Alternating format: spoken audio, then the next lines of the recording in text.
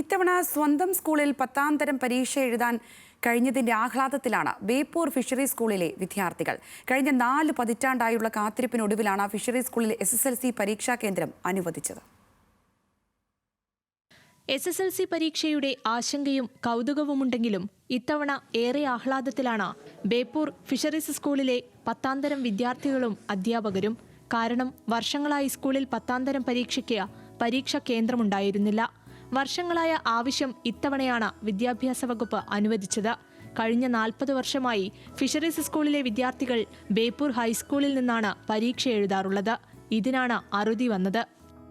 ഞാൻ ഈ ജൂൺ മാസത്തിലാണ് ഈ സ്കൂളിൽ HM ചാർജ് എടുത്തത്. ഇവിടെ വന്ന ഉടനെ തന്നെ കുട്ടികൾ എന്നോട് ആവശ്യപ്പെട്ട ഒരു കാര്യമായിരുന്നു 10ാം ക്ലാസ്സിലെ കുട്ടികൾ അവരുടെ സ്കൂളിൽ അവർക്ക് പരീക്ഷ എഴുതാനുള്ളൊരു സാഹചര്യം ഒരുക്കി തരിക എന്നുള്ളത്. അന്നു മുതൽ തന്നെ ഞാൻ അതിനുള്ള ശ്രമങ്ങളായിരുന്നു. ഞങ്ങളുടെ ശ്രമങ്ങൾ വിജയിച്ചു. വളരെ സന്തോഷം തോന്നുന്നു. നമ്മളെ കുട്ടികൾ ഇന്ന് ഇവിടെ അവർ പഠിച്ച സ്കൂളിൽ പരീക്ഷ എഴുതി.